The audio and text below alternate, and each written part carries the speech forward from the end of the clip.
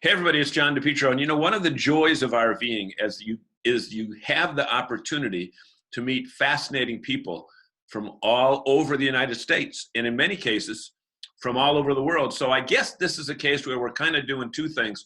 We're meeting Americans, but they're in Alaska, so they've had to go through foreign countries to get there. I want to welcome Ben and Rebecca from Outliers Overland. As you can see, Ben, show us your shirt there. There we go. Outliers2overland.com. And first of all, tell us where the name came from, you guys. Well, we've been doing this so long, we've actually had three names because it started out as His and Hers Alaska, which was a little bit limiting because it's one-dimensional. And then we went to His and Hers Dogs, which is very similar like what you're doing here on your cast. You're shooting from the hip, just kind of running your mouth, not like, hi, my name's Ben, this is that. And then we got our expedition vehicle and decided to produce a documentary, and we needed to kick make it a little more edgy, or a little more aggressive, a little more marketable, dare I say, because there's a lot of people that don't know what the word vlog means. And it just really relates inside of me because I like to be outside of the box thinkers. I would rather be on the outskirts of cities. It means something different to everybody. Okay, there we go, the outlier word. Now, talk about the unit that you drive in, because it's not the kind that you would go to the local RV dealer and pick up. Tell us about your unit. No, so we did have a Class A before this, but 2 years ago in July of 2018, after about 18 months of searching for the right rig, we bought an expedition vehicle. So it's a four-wheel drive chassis, a Fuso 2007 chassis, with a homemade camper build on the back of it. So a little bit more versatile in terms, it's very winter capable, 4-season ready. We actually traversed the Alaska Highway in December with minus 25-degree temps, and I always joke and say we slept with our socks off because it was 68 inside the truck. Exactly, yeah. I know in a lot of your videos you talk about the fact that it's very cold outside, but the stove and the solar systems that you have seem to work well. It says in your lots of redundancies with it. It's an extremely well thought out unit for global travel, which is our end game. It says you've traveled over 73,000 miles into 41 countries, and you've knocked off 83 items on your bucket list. Now, we don't have time for all of them, but the bucket list keeps growing. It's hard to keep up with that. More of them to do. But yeah, I've traveled all of my life, lived overseas when I was 10 the first time. Ben and I, once we've been together like 16 years now, we've traveled extensively overseas. It's just what we love to do. We got into RVing. It allowed us to take our dogs with us because we wanted to travel on a more full-time basis. And we're dog people. We're very much dog people. Yeah. You have your dog right there with you? Yeah. This is my mom's dog. We're actually dogless right now, but right. We're dog family too. Talk to us about what the feeling is like of freedom, if you will, to be able to kind of go where you want to go, do what you want to do. And also at the same time, as a follow-up to that, talk about the documentary that you're working on right now and how people can find out more about when they'll be able to see that. Well, I kind of think life should be about living in the moment, because to some degree, none of us know if there's going to be a tomorrow. So would you want to spend kind of like the moment we're all in right now, huh? Yeah. Yeah. Like, would you want to spend 35 years working in a cubicle and then you retire and then 2 weeks later your ticker gives out? We've all heard that type of story. And we've heard it happen for people that didn't even get a chance to retire. Exactly. Right. Yeah. So we have the mindset of we live in an amazing time in history with the internet. It's easier than ever it's not easy, it's hard as but to lead a life less ordinary and be location independent. We don't have jobs. It's a very interesting phrase, Ben. I haven't heard that before. Location independent. Yes. Did you make that up?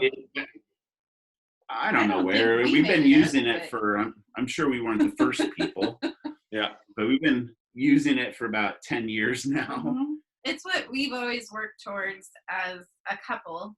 You know, right out of the gate, we kind of realized we didn't want an ordinary life. That's how we ended up in Alaska. And then when that kind of got to be old hat, I told Ben a handful of years ago, you know, if we could build a business that allowed us to travel and See the world. paid us to travel and see the world, that would be like the ultimate dream. And I built it. that's what we've worked. We built it. Hello. Well, you asked me to build it. Well, let me ask you this while everybody's still married here. The big question that most non-full-timers have, and we should say you're full-time when you're full-time, but you have a home base in Alaska that you can go back to as you are right now. A lot of people say, well, how do you make your living? And tell us how you make your living, how you pay for gas. I think the key is to diversify your income. You know, we do some real estate. We have a bed and breakfast that runs here in Seward in the summertime. When there is a tourist season. Yeah, when we're actually not having a coronavirus epidemic. But then we also have our YouTube channel. We sell stock footage from that. We also have actually created a course. Courses, plural, but our flagship course is How to Create a Location Independent Life. You can find that on our website. That phrase comes up again. Yes. Yeah. Well, it's the number one question we get asked, so we finally decided to And they actually ask put pen it to paper. in a very odd way. It's always asked, how do you afford to travel? Well, it's not always about afford to travel, because it's a combination of some good decision making, discipline on keeping your expenses low, because we bought into the whole great American dream when we moved up here. We got the RV, the ATV, the SUV, the house, and we did it all. We were all the grad buried school in debt. And just Okay. looking at each other like, this sucks. We are job trapped. So Job we trapped. went on a disciplined effort for 5 years. 5 years to not buy anything new. That's why we were rocking a 1989 Tiffin Allegro for so many 99. years. 99 Tiffin Allegro. See, she got the number right this time. So any so- regrets? Any regrets that you say, man, I wish I had worked at the office more?